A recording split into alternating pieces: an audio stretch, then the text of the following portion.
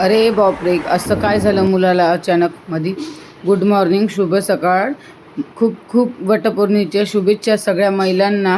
सकाळचे सगळे कामं आवरले, अंघोळ पाणी, कपडे बिपडे सगळे, घर झाडझूड स्वच्छ घर करून. बघून घ्या घरचा व्हिडिओ. कपाटातून साड्या काढत होती मी, कोणती घालू कोणती घालू. किती पण साड्या असल्या तरी बायांना कमीच असते आणि एक प्रश्न असतेच कोणाचा, कोणती साडी घालून. माझ्याजवळ साडी नाही आहे घालायला, म्हणून मी छानपैकी साडी घालली आणि हे अशी तयार झाली होती. साधी सिंपल, काही जास्त काही नाही. पण माझ्या माणसाने ह्या वेळेस वटसावित्रीला फुलं नव्हते म्हणून 80 रुपयाचे गजरे आणले होते, म्हणून मी छानपैकी तयार झाली. कसं वाटलं नक्की सांगा माझी तयारी. नंतर पूजेचं ताट बीट काढून सगळं, माझी मैत्रीण आली होती म्हणून आम्ही दोघी पण निघालो. सगळं सामान व्यवस्थित घेतलं का नाही घेतलं म्हणून चेक केलं आणि निघालो. आम्ही दोनच मैत्रिणी आहे, आमचा 6 ते 7 जणीचा ग्रुप आहे. प्रत्येक गोष्टी 6 जणी फिक्स असतेच, म्हणून त्या 4 जणी सोबत समोर गेल्या होत्या. 4 ते 5 जणी, 5 जणी आणि आम्ही दोघी 7 जणी असं त्या समोर गेल्या. आणि मी म्हटलं चला दोन वडापाशी जाऊन, खूप गर्दी होती, मस्त छानपैकी पूजा करून घेतली. मग 7 जेल मी हाच नवरा म्हणून असा धागा डुंडून ओवाळून मस्त दर्शन घेतलं वडाचं. आणि धागा गुंडल्यावर एकच म्हटलं देवाला, त्याच्या हर सुखादुखात मला उभं ठेव म्हणजे झालं. आणि 7 जन्म तोच नवरा दे म्हणून असं बाहेर निघालो. आणि बायांचं काय असतं, एकच धंदा, photo photo photo photo. Photo काढून घेतले, लगेच महादेवाच्या मंदिरात गेलो, छानपैकी दर्शन घेतलं.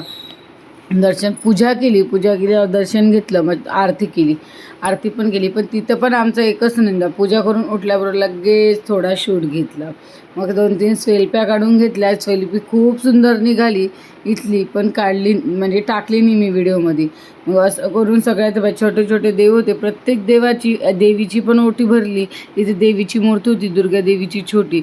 आणि मग सगळ्या देवाचं दर्शन घेऊन आरती चालू केली, पूर्ण आरती घेतली.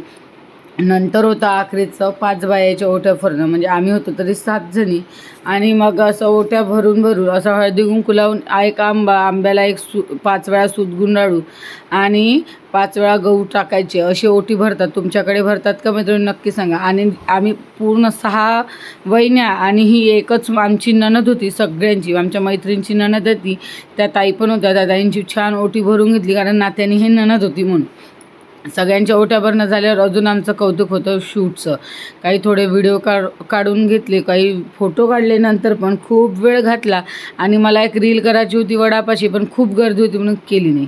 बुकला इंग्लिशमध्ये म्हणतात कुक, आणि श्यामला मी केले सातबनवासाठी बुक. सत्यवानासाठी सावित्रीने यमाचा केला पिछा, कमलाकर रावांसाठी अखंड सौभाग्य मिळो हीच माझी इच्छा. गळ्यात मंगळसूत्र ही सौभाग्याची खून. रवींद्र रावांचं नाव घेते, आईवडिलांची सून. सांगतो सत्यवान सावित्रीचा इतिहास. गणेशरावांचे नाव घेते पौर्णिमेच्या दिवशी खास. खाणे घेते मी एकदम सोपं इझी. राजकुमार राव असतात नेहमी कामामध्ये बिझी. ओल्या ओल्या केसांना टावेल द्या पुसांना, चेतनरावचे नाव घेते वट पौर्णिमेच्या दिवशी शालू द्या मला नेसांना. अंगणात वृंदावन, वृंदावनात तुळस. पण वृंदावनमध्ये तुळस, गजाननचं नाव घेते मला नाही आळस. आवडले का नक्की सांगा. व्हिडिओ आमची उकाणे मराठीमध्ये आम्ही छान 7 जणीने उकाणे घेतले आणि घरी आलो. लगेच आपला ड्रेस घातला, सगळ्यात आवडते कपडे म्हणजे हे बाईचे गाऊन. मस्त गाऊन घातला, सगळी तयारी काढली, हातपाय धुवून घेतले, कारण खूप गरम होत होतं. मग नंतर बघा आम्ही देवाची पूजा अशी केली होती, सगळ्या देवांना हे केली होती आम्ही आमटी, कारण आमच्या घरी पुरणपोळी होती. मस्त टमाटर, अद्रक, लसण, कांदा, खोबरं आणि सगळं मिक्स करून मसाल्यासारखे आमटी करता आमच्याकडे. पुरणपोळीसोबत खायला. मग आमटीला मी गेली, मला आमटी करणे होती, कारण सगळ्यात पहिलाच व्हिडिओ तुम्हाला दिसलं असेल का मुलाला काय झालं म्हणून आपल्याला दवाखान्यात नेणं होतं. मग पुरण शिजून घेतलं, मी आमटी करून घेतली, झटपट पटकन बनवली. त्याची रेसिपी मी टाकणार आहे, कशी बनवली काय बनवली. पुरणाच्या पोळीसोबत खानदेशी आमटी कशी. मुलाला बरं नव्हतं म्हणून मुला जो मोबाईल दिलेला होता तो खूप कसा तरी करत होता, म्हणून इकडून तिकडून आलं का मुलाजवळ बसत होती. त्याला विचारलं, आपण दवाखान्यात जाऊ. गुळ आणला, गुळ मस्त टाकला, अर्ध साखर आणि अर्ध गुळाचं पुरण केलं होतं. छान दिसत होतं पुरण दिसायला. मला खूप आवडते. तुम्हाला आवडतं का नक्की सांगा पुरणपोळ्या. मग माझा एकटीचा उपास होता म्हणून पुरणपोळ्या केल्या होत्या. आणि खूप आपण जास्त क्वांटिटीत केलं कारण आपल्या घरी आवडते सगळ्याला आणि लोक पण तितकीच आहे.